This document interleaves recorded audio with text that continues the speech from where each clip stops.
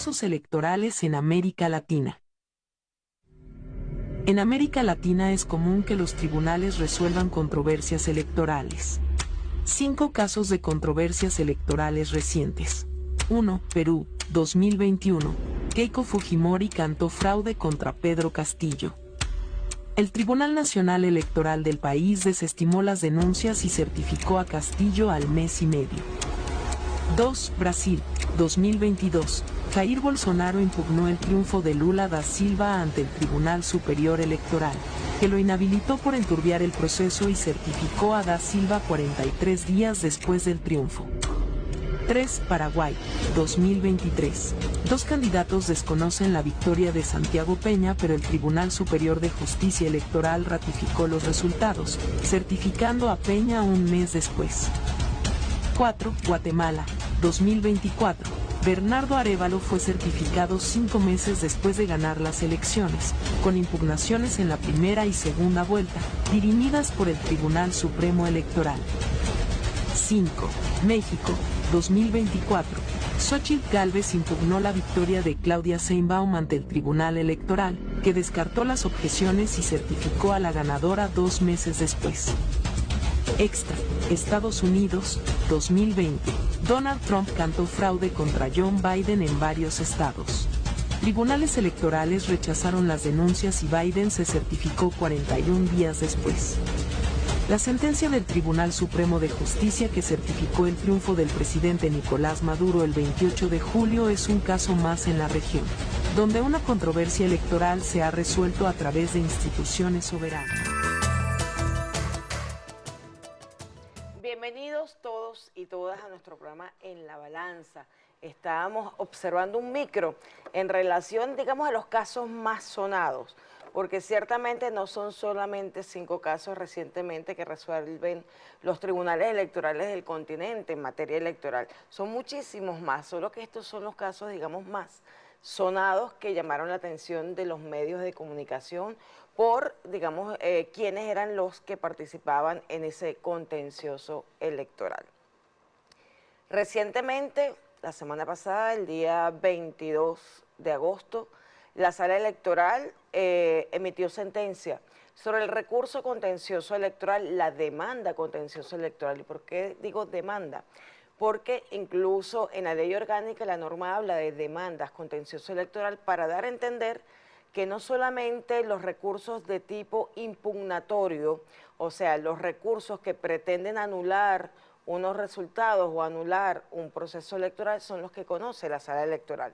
La competencia de la Sala Electoral es más amplia, hay un abanico de pretensiones que al determinarse la naturaleza electoral de ellas, la Sala Electoral puede conocer y resolver en ese sentido. Por ejemplo, bueno, primero voy a presentar al invitado para seguir comentando. Tenemos un invitado muy especial antes de seguir hablando del tema. Se trata de un comunicador social muy querido, además tiene ya un tiempito en Venezuela, ha venido como observador en los procesos electorales, en los procesos de consulta popular, estuvo presente el domingo en la consulta popular que se hizo en la segunda consulta popular en relación a los proyectos de las comunidades que permite pues, del desarrollo directo del ejercicio desde el protagonismo y la participación, el desarrollo de aquellos proyectos que son de interés y que están avalados por la comunidad. Se trata de Diego Iturzarry, que nos acompaña. Diego es muy conocido en las redes sociales, tiene varios canales, tanto en YouTube como en Instagram, como en X. Lo pueden ubicar como Diego en la Lucha. Él es argentino, aunque está ya convencido de que quiere ser venezolano. Y yo le agradezco además profundamente a Diego porque ha hecho un trabajo espectacular, no solamente desde el análisis político, desde el análisis internacional, sino que también ha mostrado la cara de Venezuela al mundo, lo que realmente vivimos, aquello que llamamos la realidad vivida, no la realidad virtual. O sea, la realidad vivida pasada a las redes sociales para que se conozca quiénes somos los venezolanos, cómo estamos viviendo los venezolanos, cómo el presidente Nicolás Maduro, junto a hombres y mujeres, no solo en el gobierno, sino vinculados en el pueblo a través de las diferentes formas de organización, han logrado superar, o hemos logrado superar, el bloqueo infame al que hemos sido impuestos y por supuesto hemos derrotado fenómenos criminales dentro de las agresiones de Estados Unidos a las que hemos sido sometidos, como por ejemplo la hiperinflación, la escasez de alimentos, el acaparamiento de alimentos, todo eso quedó en el pasado. Gracias a Dios hemos madurado y junto a todo el pueblo organizado, junto al gobierno, junto a las Fuerzas Armadas y junto a hombres y mujeres de talento que nos acompañan, como es el caso de Diego Iturzarri, pues le decimos al mundo que esta Venezuela se levantó de un golpe brutal, de una agresión brutal económica y que seguimos en pie de lucha, seguimos levantándonos a pesar de los nuevos intentos de golpe contra la República, contra la estabilidad, contra la paz y contra la vida. Gracias, Diego, por acompañarnos. Bueno, muchas gracias a vos, Olga, por la invitación. Un gran saludo a la audiencia y, por supuesto, a la producción de este programa. Bueno, estábamos comentando antes de presentar a nuestro comunicador, que además es Premio Nacional Aníbal Nazoa, Premio de Periodismo Aníbal Nazoa. Sí, es un gran reconocimiento de todo su trabajo en las redes sociales de información y de análisis político. Pero estábamos comentando el tema de la demanda contencioso electoral.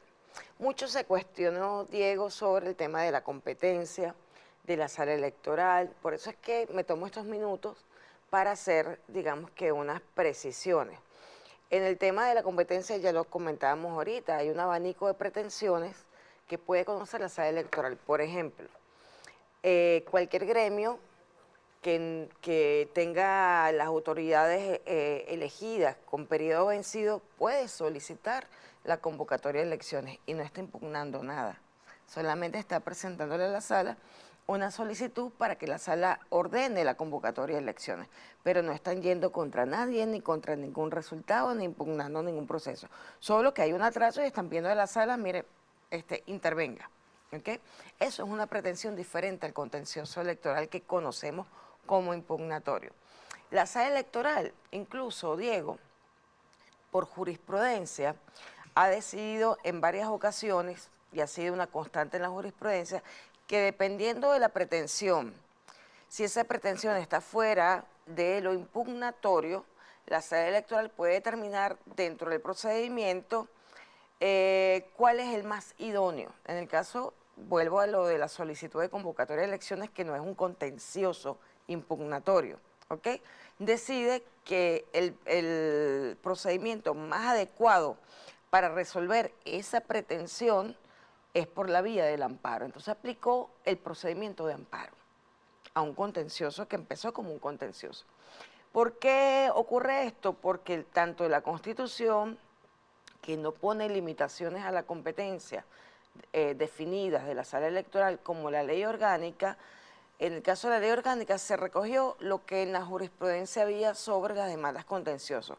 Pero existe en Venezuela doctrina, jurisprudencia sobre el proceder de la sala electoral, avalado por jurisprudencia de la sala constitucional. Entonces, aquellos que dicen que no es competente, que el procedimiento no fue el idóneo, además que ya pasó, es cosa juzgada, empezando por ahí.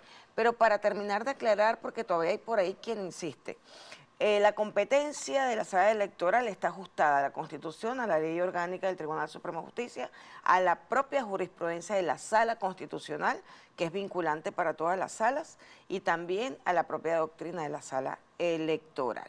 Eso para dejar zanjado este tema sobre la competencia. Diego, ¿qué te ha parecido esta pugna? Porque ciertamente el objetivo no es electoral, el de la extrema derecha. ¿Qué evidencias tú, qué hallazgos tienes tú para, digamos, para decirle al mundo que efectivamente podemos observar que el objetivo no era electoral? No, totalmente. El objetivo claramente era un circo mediático hacia el exterior, porque hacia adentro, digamos, los venezolanos en general están claros. Además hay poderes, esto es una república, hay separación de poderes, cada uno tiene su competencia, el Tribunal Supremo ya dictaminó lo que correspondía, perfecto. Ahora, hacia afuera, como la campaña mediática es brutal, de hecho hace poco vino un amigo mío a visitarme a Venezuela y me decía, dudó en venir a Venezuela. Con eso te digo todo. Dijo, esto es brutal lo que está saliendo hacia afuera. Todos me decían, no vayas a Venezuela. Me decía mi amigo, vení, que acá no está pasando nada, al margen de esos 2 días de disturbios fuertes y graves que hubieron. Sin duda esto es un circo mediático hacia el exterior para tratar de convencer de alguna manera que esto es un Estado fallido, lo cual hacia adentro se evidencia que no es así, el crecimiento económico es evidente y el orden interno que hay respecto a la seguridad, que ha mejorado muchísimo, también lo evidencia, más allá también del consumo interno. Ahora bien, desde el punto de vista mío y del trabajo que estamos haciendo acá, justamente tiene que ver con eso, con mostrar nuevamente la cotidianidad, al igual que lo hicimos en el 2019, cuando Juan Guaidó se autojuramentó y hacia afuera parecía que estaban en guerra civil y hacia adentro no era así. Mostrar lo cotidiano es muy importante hacia afuera para que vean que todas esas matrices no son ciertas y que se caigan inmediatamente, porque claramente mostrar un supermercado lleno, andar en el subterráneo, mostrar cómo la gente consume sin ningún problema hasta altas horas de la noche, 8, 9, 10 de la noche, la gente está afuera con su celular. Bueno, esas cosas afuera prácticamente no lo creen, tanto que ven las imágenes y también dudan. Entonces, como digo, la cuestión acá es la campaña internacional que hay hacia afuera y no lo que está sucediendo hacia adentro. Son como 2 mundos paralelos. Lo que sucede adentro de Venezuela es una cosa, lo que sucede hacia afuera es algo totalmente distinto. Y como hablábamos también, bueno, antes de que arranque el programa, es típico esto de la derecha a nivel internacional. Recordemos las elecciones del 2015 que Mauricio Macri, cuando compitió contra Scioli, estaban abriendo el paraguas diciendo exactamente lo mismo, que iba a haber fraude, que iba a haber fraude, que iba a haber fraude, y sin embargo ganaron a nivel nacional, a nivel de provincia de Buenos Aires y a nivel de la ciudad autónoma de Buenos Aires. O sea, los 3 lugares más importantes a la hora de ganar elecciones, ¿no es cierto? Provincia, ciudad y nación. Y ahí no dijeron nada claramente porque ellos ganaron. Sin embargo, en elecciones anteriores de gobernaciones ese mismo año, cuando el peronismo había ganado en provincias del norte del país, había denuncias de fraude por todos lados. Ellos siempre tratan de generar la misma matrices de opinión hacia afuera.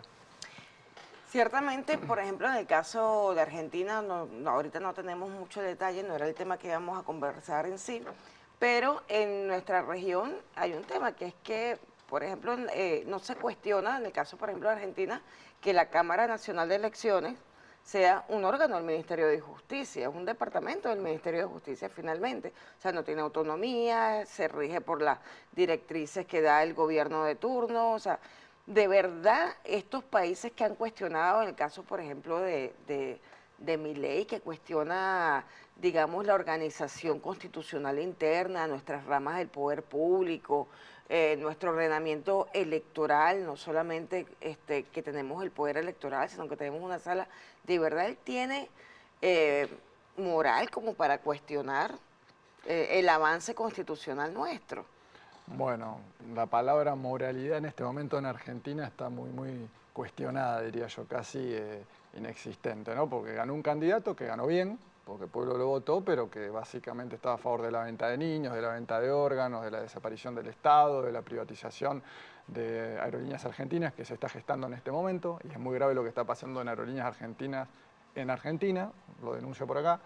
La privatización de la educación pública, que es un pilar fundamental a nivel latinoamericano, lo que es la Universidad Nacional de Buenos Aires, la UBA, que es una universidad de un nivel ya reconocido a nivel internacional. Bueno, y esto estoy nombrando un porcentaje muy pequeño de todo lo que significa este proceso neoliberal de ultraderecha en Argentina. Ahora, a mí lo que más me preocupa, no Milei, porque Milei sabemos lo que es y todo lo que va a decir está absolutamente alineado con el anglosionismo internacional. Eso es así y no me sorprende nada de lo que venga de Milei.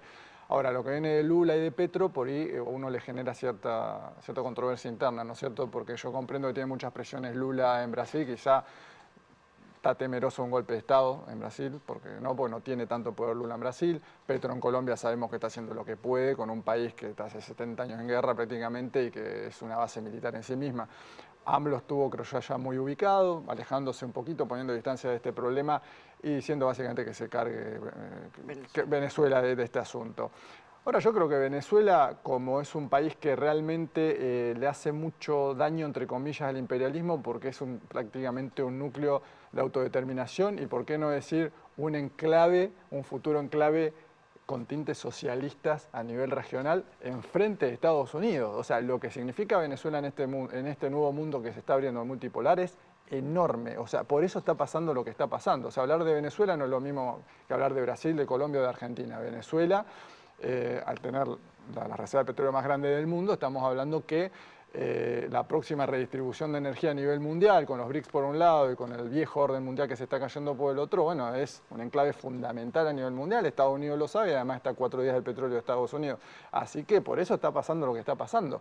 En este momento Venezuela es importantísimo y clave en el nuevo mundo. Imagínate si Estados Unidos se hace la reserva de petróleo de ustedes, tendría un poder sobre la oferta y demanda del crudo a nivel internacional muy distinto al que tiene hoy en día. Se podría sentar en la mesa de negociación ya con mucho más músculo del que tiene actualmente. Entonces Venezuela es clave en todo esto, eso es lo que hay que entender, ¿no es cierto? Diego, nos vamos a tener que ir a un corte, pero yo quiero retomar lo último que está diciendo, la situación argentina y también el panorama en relación a cuál es el interés que tienen de continuar la agresión contra Venezuela y cuáles son nuestras fortalezas. Nos vamos a un corte y seguimos con Diego Iturzarde en La Balanza.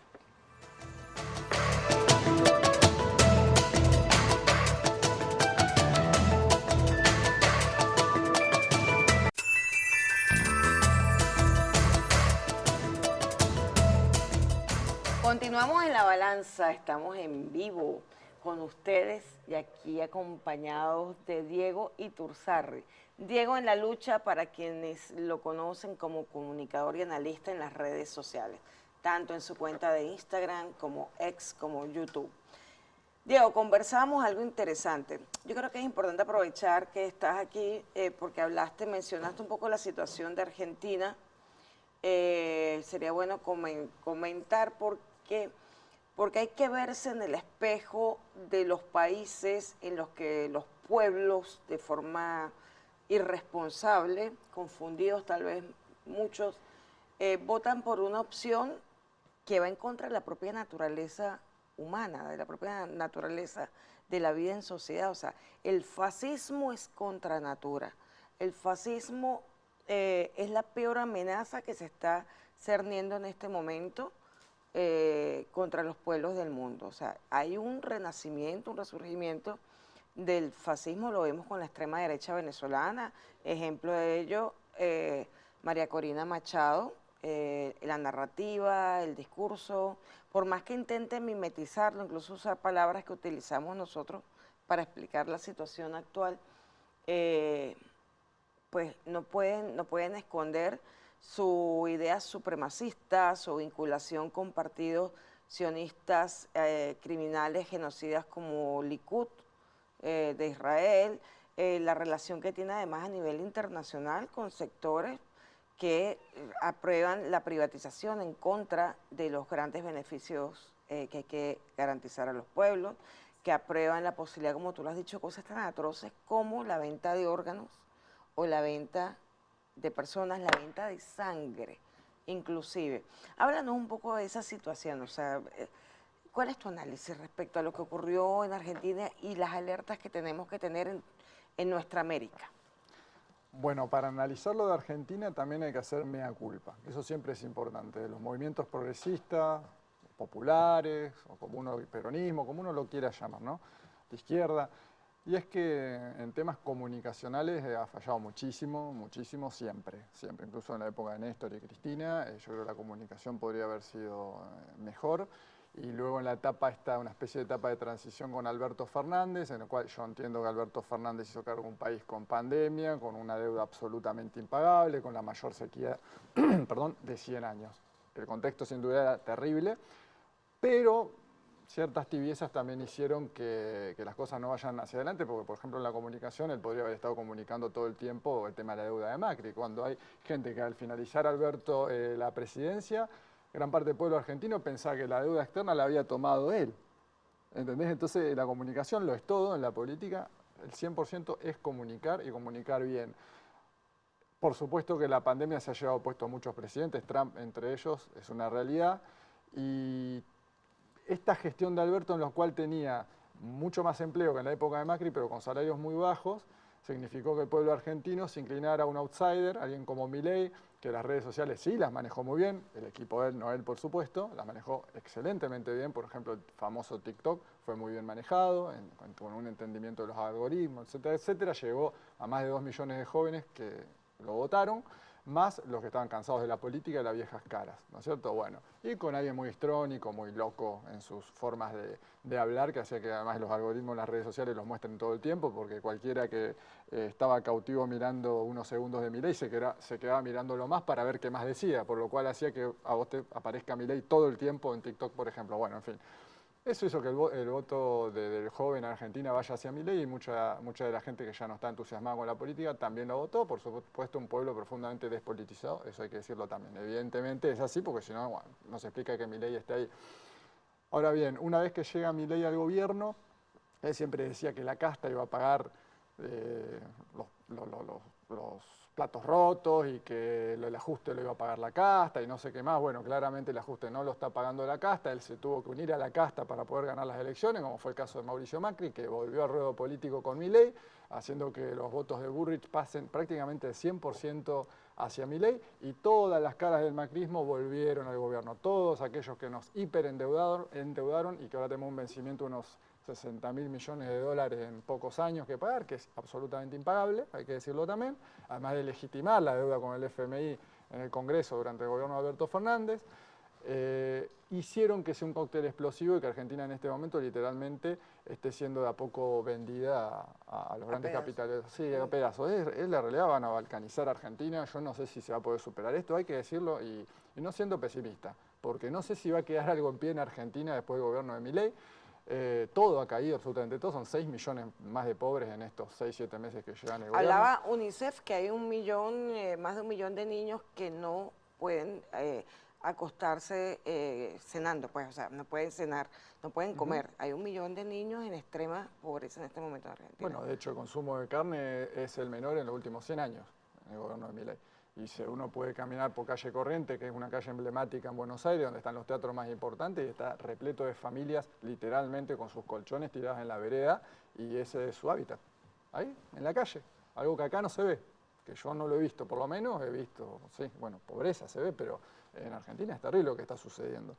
Y ahora lo que yo digo, que hay dos aristas, hay dos modelos absolutamente antagónicos, que son el venezolano y el argentino. Tenemos el neoliberalismo puro y duro en Argentina y tenemos acá un gobierno con fuerte presencia estatal, uno puede llamarlo si quiere socialista, uno puede llamarlo de izquierda o progresista, como quieran, pero la realidad es que son dos modelos absolutamente antagónicos y sucede mucho que Milei habla tanto del libre mercado, que en realidad cuando te hablan tanto del libre mercado lo que hacen es básicamente favorecer a los monopolios, porque uno de los grandes problemas en Argentina, por ejemplo, son los monopolios de alimentos, que te pueden producir catástrofes inflacionarias de un día para el otro, porque simplemente para presionar al gobernante de turno si no sigue sus lineamientos. Bueno, acá en Venezuela, sin embargo, la crisis apresuró que logren una soberanía alimentaria, los apresuró a que ustedes produzcan sus propios alimentos, lo cual es muy importante para desmonopolizar el control de alimentos y que no te pueden extorsionar por eso. Bueno, son dos modelos económicos antagónicos, en el cual acá incluso hablando de libre mercado, uno puede notar en la calle, falta todavía, por supuesto, esto lleva mucho tiempo, pero se ven mucho las inversiones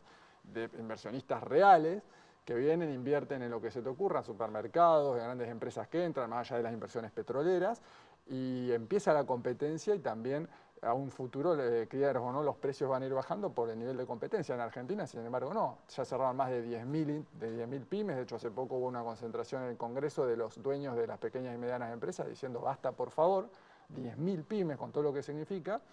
Y bueno, y una cuestión que es realmente catastrófica en Argentina. Fíjate que estaba pensando, toda una tragedia sin bloqueo. Claro. Porque el tema es que nosotros vivimos en la guerra económica, tú creo que no habías conocido Venezuela en ese momento, 2016, 2017, Vine. ya habías venido. En 2016 la guerra económica, el acaparamiento, digamos, el desabastecimiento inducido, la guerra del dólar, o sea, una cantidad de elementos de guerra que generaron condiciones terribles en todos nosotros, ¿no? Unas condiciones muy difíciles, pero superadas. Y ahora este hombre, que no es este hombre, digamos, esta plataforma de la extrema derecha que está haciendo, que está ejerciendo el poder en Argentina, está generando las mismas condiciones que un bloqueo, que una guerra económica. Absolutamente. ¿Contra quién va esto? O sea, ¿qué pretenden? ¿El exterminio? ¿Qué pretenden? Bueno, ahora los precios incluso de inmuebles están bajando mucho, se está desvalorizando en sí todos los activos en Argentina, lo que significa que van a venir los fondos de inversión, A los comprar banqueros, barato. a comprar barato para luego levantar los precios y ellos adueñarse de gran parte del país. Yo soy de la Patagonia, en la Patagonia tenemos reservas de agua dulce enormes, reservas minerales enormes, Chubut, mi provincia es petrolera, en Neuquén, que está, luego de Chubut viene Río Negro y luego viene Neuquén, en la parte más hacia el oeste tenemos Vaca Muerta con la cuarta reserva de petróleo no convencional del mundo y que claramente está en manos ya de los que han financiado este modelo libertario. Entonces la realidad es que vienen por los recursos de Argentina y les está saliendo bien y además recordando que Argentina es un país invadido ya. Tenemos a Malvinas, que están los anglosajones ahí hace décadas, entonces eso es una realidad también, ya estamos invadidos, porque parecía que Malvinas, bueno, algo como diciendo, bueno, ya es de ellos, ¿viste? Esa es la actitud del argentino en realidad, porque no se tiene, digamos, esta conciencia como acá con el tema del Esequibo todo el tiempo de hablar que el Esequibo es nuestro, que no sé, o sea, muy de vez en cuando se habla de Malvinas, eso hay que decirlo, en el gobierno de Cristina se habló mucho en la ONU, una defensa interesante, después se olvidó el tema Malvinas, eso es una realidad. Me pongo a pensar, Diego, en el tema de lo que está ocurriendo. Dime desde tu opinión como joven argentino, como conocedor de la realidad política, si hubiese elecciones hoy, ¿qué pasa en Argentina? Y Milei está cayendo la imagen, pero tampoco es que se derrumbó. O sea, ¿qué pasa ahora en este momento? Como dije al principio, tratar de hacerme a culpa hacia dentro de los movimientos progresistas de izquierda, no hay unidad, están todos peleados. Entonces, si en este momento cae Milei, ahora, si Milei cae porque hay una crisis profunda, vamos a suponer una hiperdevaluación del peso, que está ocurriendo de a poco, pero el sector financiero lo está manteniendo porque no desea en este momento que caiga del todo para seguir con la timba financiera. Pero si no pueden sostener el valor del peso con respecto al dólar, puede pasar lo que pasó acá con boicot económico, que allá no hay un boicot económico. Entonces, si eso sucede, se va a trasladar a precios, va a haber una hiperinflación y en Argentina en una semana salta todo. Milei salta, saltan todos. Ahora el tema es, ¿estamos organizados del otro lado para realmente hacernos cargo de un gobierno? Bueno, veremos. Va a ser directamente proporcional a la crisis que haya, los caudillos que aparezcan, los líderes que aparezcan. En este momento, si pasa eso, va a estar la figura nuevamente de Cristina y Axel Kicillof a la cabeza en Argentina. Tú mencionaste algo importante, que es que en Argentina hay un problema crucial, que es la despolitización. Es decir, el pueblo elector, el pueblo de a pie, sobre todo la juventud, no está interesada en la política. ¿Qué se puede hacer tú como comunicador, como analista, en estos casos? ¿Cuáles son las sugerencias para el trabajo de politización? Porque para nosotros ha sido fundamental dentro de la Revolución Bolivariana, desde la llegada del comandante Hugo Chávez, trabajar la identidad política del venezolano, la identidad como república. Claro, nosotros tenemos una historia republicana, bueno, ustedes también tienen grandes sombras en su historia republicana, pero nosotros particularmente la presencia del pensamiento político, militar, internacionalista de Bolívar es muy fuerte y eso nos ha permitido seguir trabajando en la politización. Queda mucho por hacer porque vimos también en estas elecciones que hubo mucha gente que votó por una opción tan terrible y tan amenazante como la que ofrecía esta extrema derecha. O sea, nosotros también tenemos que hacer un trabajo de politización. Sí. ¿Cuáles son tus sugerencias como joven comunicador? Dame un minuto acá, porque yo creo que es imposible hablar de esto sin hablar de un contexto muy resumido histórico, me parece. Porque es la parte... Yo creo que a lo mejor entonces mejor nos vamos a un corte. ¿Dónde está el director? Para aprovechar el otro segmento y no cortarle. Pues nos vamos a un corte en La Balanza y volvemos con Diego Iturzarri haciendo un análisis bien interesante sobre qué propone él para la repolitización en nuestra América, sobre todo de cara a la juventud.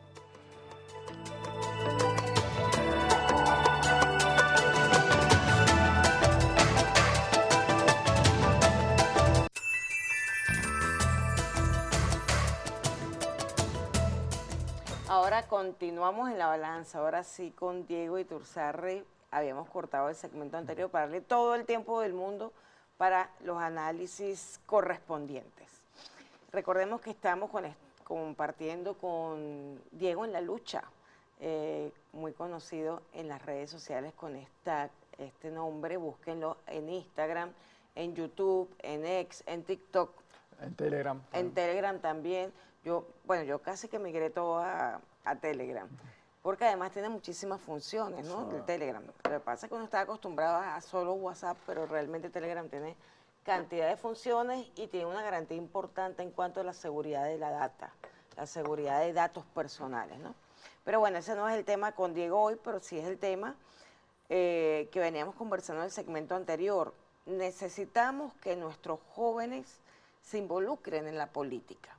Es importante porque digamos que ayer lo hablaba este tema y estaba escuchando a la ministra Gabriela Jiménez explicándome algo muy particular, o sea, es el tema de cómo lo virtual rompe con las fronteras, o sea, el joven que está frente a las redes sociales no se siente parte de un Estado que tiene una soberanía, que tiene unas limitaciones fronterizas, porque dentro de su cabeza, ¿okay?, dentro de su pensamiento, no hay fronteras. O sea, en el momento que tú te incorporas a ver las redes sociales, es como si estuvieras en un mundo paralelo, sin fronteras, donde se desdibuja la normativa, donde se desdibuja temas éticos, temas morales. O sea, estás en otro espacio. ¿Qué hacer ante esa situación de jóvenes que pierden la idea de la noción de soberanía, de patria, de límites? Bueno, a ver, ¿por dónde arrancar con esto? Es la pregunta del millón siempre, ¿no? ¿Cómo politizar a los jóvenes? Por un lado vamos a poner a Venezuela y Argentina, porque ya que en este momento son dos modelos antagónicos. Por un lado decir que la campaña acá de Maduro a mí me gustó mucho. Yo estuve en el cierre y la estuve siguiendo con mucha atención.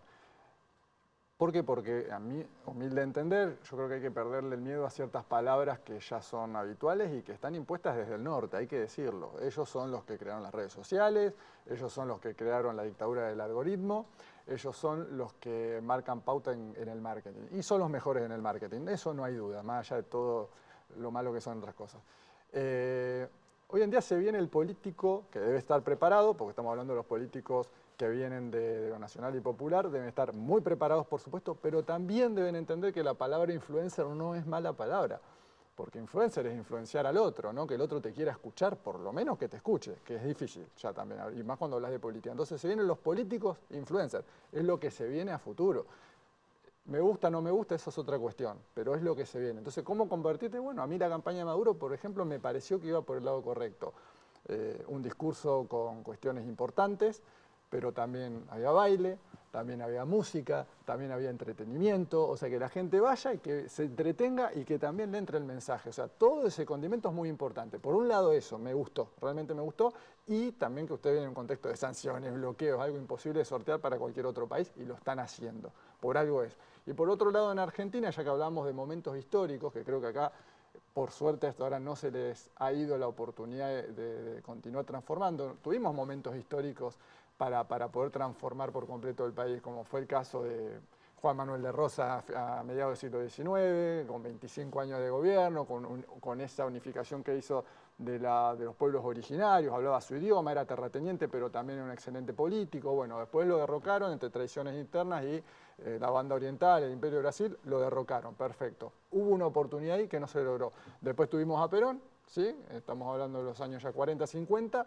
en donde él mismo admitió su error, cuando en lugar de ir al frente, luego del atentado más grande de la historia de nuestro país, que no fue otro del que siempre se habla, sino fue el bombardeo a Plaza de Mayo, enfrentar a los que había que enfrentar y hacer lo que había que hacer contra ellos. Bueno, Perón eligió que no sea un baño de sangre y se fue, pero después, sin embargo, vinieron las dictaduras más atroces de Argentina, cuando él vuelve a pacificar, pero ya estaba todo infiltrado claramente por la CIA del país. Y después Néstor y Cristina, pero claro, Perón era militar, era una diferencia muy grande. Si no tenés a los militares para hacer un proceso reformista de verdad, un proceso que realmente se modifique la estructura, se modifique la Constitución, que se logre grandes transformaciones, es muy difícil, porque siempre tenés el poder real, la justicia, los grandes empresarios de Estados Unidos que te va a coartar la posibilidad de transformación. Llegás hasta acá. Para pisar el acelerador, si no tenés los militares, si no tenés, bueno, todos esos factores de poder que te dije, es muy difícil. Y se nota en todo el continente. Los procesos que continúan son Venezuela, Nicaragua y Cuba, con las grandes dificultades que tiene, por supuesto, pero específicamente Venezuela continúa. Si tenemos a China, viene una revolución más que importante, y estamos hablando de una revolución armada en la cual el modelo continúa, pero claro, que viene un proceso de transformación donde también están unidos, ¿no es cierto?, militares, políticos, etcétera. Rusia, Putin, más que, bueno, Claro. está más que asociado con los servicios de inteligencia y con los militares y le tienen el respeto correspondiente, e Irán también viene una revolución. O sea, si analizamos todo eso, uno se da cuenta porque hay tantos países que realmente pueden tener autodeterminación. Entonces, volviendo a los influencers políticos, bueno, hay que lograr usar las herramientas que nos dan desde el norte, entender la lógica y empezar a hacer que la juventud digamos, tenga interés en escucharte primero. Primero en escucharte los 10 segundos por lo menos de la dictadura del algoritmo para luego empezar a dar un mensaje. Pero primero te tienen que conocer como un influencer, como alguien que dice cosas que a la juventud le va a interesar y no empezar de entrada a hablar por ahí de la política. Porque no les interesa, o sea, hay una realidad, a un segmento muy minoritario de la población realmente le interesa la política. Eso es así en todos lados. Entonces primero te tienen que escuchar, primero tienes que hacerte famoso para luego el mensaje pueda entrar en la cabeza de los jóvenes y después estrategias que bueno, pueden ir mucho más allá a través de YouTube y distintas redes sociales para conectarlos y que realmente la juventud quiere ser escuchada, pero dentro de los intereses que ellos tienen. Pero después cuando entiendan que esos intereses tienen que ver con propuestas políticas de arriba para que esos intereses puedan llegar a plasmarse, puedan llegar a crecer, etcétera, etcétera, bueno, ahí por ahí se empiezan a interesar. O sea, es complicado, es la pregunta del millón, pero va Sí, por ahí. hay mucho que avanzar en ese sentido, tienes razón, la pregunta del millón porque es muy compleja. Sí.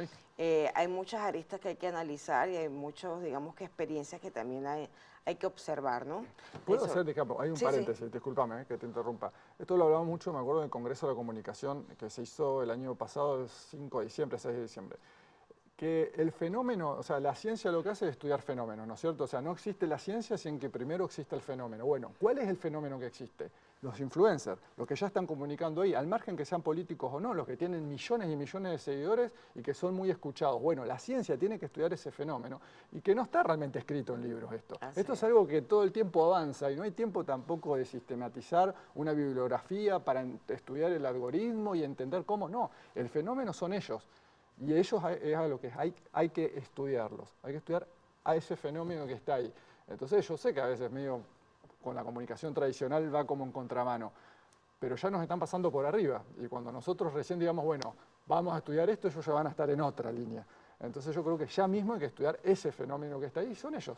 Bueno, en ese sentido, por lo menos la campaña del presidente Nicolás Maduro fue extraordinaria porque decía que había que ir a los medios, a las redes, a las calles, a las paredes. O sea, todos los espacios son importantes. Exacto. Las redes sociales no se abandonaron. A pesar de la dictadura del algoritmo, se hizo un trabajo importantísimo, sobre todo de la juventud bolivariana, revolucionaria, que estuvo siempre presente, tanto en TikTok como en Instagram, elaborando contenidos frescos, nuevos, captando la atención. Yo creo que ese es un trabajo y hay mucho, como tú dices, por hacer y por analizar, sobre todo ese espacio terrible y opaco que fue el de los influencers cooptados y comprados para mensajes de odio y generar violencia, no solamente en Venezuela, en muchas partes, pero particularmente dentro de este marco que se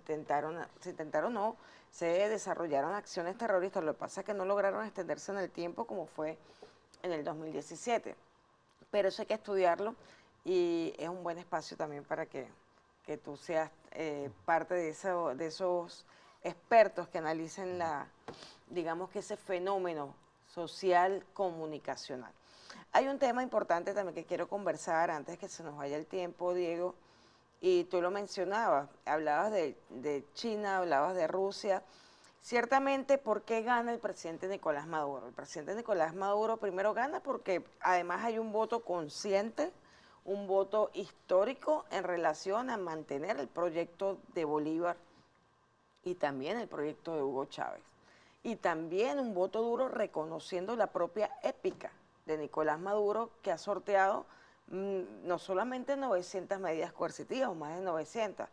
Estamos hablando de un crimen de agresión dentro del cual está la medida coercitiva, que se puede registrar, 900 y tantos que se pueden registrar, hay muchas que no se pueden registrar. El tema del mercenariato contra Venezuela, el intento de magnicidio contra Nicolás Maduro, que fueron o sea, una situación extrema que hace que él construya su propia épica como hombre valiente. como hombre digno de ser hijo de Bolívar y de Chávez. Por él votamos, ciertamente, pero también votamos por la seguridad que hay ahora en Venezuela, ¿okay? Que es un tema importantísimo. O sea, poder, como tú decías, transitar en las calles con tranquilidad, con la familia, a altas horas de la noche, sin tener ningún tipo de preocupación, ha sido una conquista también de esta lucha contra la agresión vivida. La estabilidad, digamos que de la moneda, la estabilidad de los precios ha sido una conquista también importante, ¿ok? Pero hay otro tema por el que también votamos por el nuevo mundo, votamos por el mundo multipolar, pluricéntrico, que está a la vuelta de la esquina con los BRICS, que había sido una constante en el discurso ya de Bolívar, ya de Chávez, también de Nicolás, y que estamos ante la realidad de un cambio en el mundo. Háblanos de ese cambio, además que estas grandes potencias de este nuevo mundo multipolar, pluricéntrico, han dicho que reconocen la institucionalidad democrática venezolana, las elecciones que se realizaron el 28 de julio, que dieron como ganador al presidente Nicolás Maduro, y que aborrecen todo tipo de injerencia en los asuntos internos de Venezuela. Bueno, mundo multipolar no es ni más ni menos que justamente quitarle el monopolio de poder a un sector, ¿no es cierto?, a las grandes familias que están detrás del poder europeo y estadounidense, ¿no es cierto?, no es ni más ni menos que eso, generar un mundo más justo en donde haya distintos polos de poder, distribución del poder, que es lo que busca supuestamente, ¿no es cierto?, una república también, democratización a nivel mundial, que es fundamental, y bajo el yugo del dólar y su sistema financiero SWIFT, poder crear un sistema alternativo va a ser lo que logre desmonopolizar el poder de grandes élites internacionales. O sea, eso es lo que se está buscando y es lo que realmente uno ve a Estados Unidos desesperado y a Europa también. Ahora, de hecho, la detención del cofundador de Telegram es muy grave en Francia. Muy grave, y tiene que ver con eso, porque Telegram se ha transformado en una herramienta con muy poca censura, en donde uno puede realmente poner videos de una forma, de una calidad importante, descargarlos muy velozmente y seguir distribuyéndolos por otras redes sociales. Entonces Telegram es una de estas herramientas que le impiden monopolizar toda la comunicación a los anglosajones, ¿no es cierto?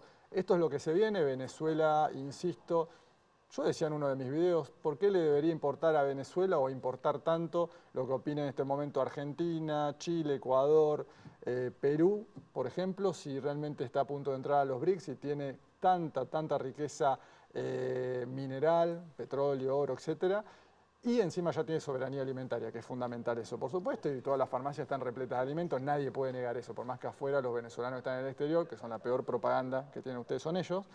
Dicen que acá no hay comida y no hay medicamentos. O sea, todo el que está escuchando esta transmisión sabe perfectamente que hay alimentos y hay comida en todos lados. Entonces, ¿por qué debería importarte tanto a Venezuela eso? Venezuela creo que ya está enfocado en otra liga, digo yo, en una liga, en las grandes ligas. Me gustó esa... Sí, ya está enfocado en otras ligas que tienen que ver con India, con China, ni más ni menos. Estamos hablando de la 40% de la población mundial, ¿no? India, China, Rusia, y casi Irán. el 40% del Producto Interno, Imagínate, del Producto Internacional. Y a nivel petrolero creo que casi el 30% del petróleo mundial, ¿no? Que ya está Arabia Saudita, Emiratos Árabes, Irán, ni más ni menos, Venezuela, Rusia, bueno, está enfocado en eso. Ellos piensan que a través de esta campaña comunicacional de alguna manera van a hacer caer el gobierno. Y no van a hacerlo caer, porque acá están cohesionados. Eso es lo importante. Ahora viene una marcha, creo que mañana, ¿no? Otra marcha que llamó Corina Machado, y la verdad yo vi los números de la marcha y son paupérrimos. Realmente son lamentables, por más que afuera te muestran marchas impresionantes y videos antiguos. De hecho, están juntando en los últimos 25 años los peores videos de las guarimbas y la están mostrando al público internacional.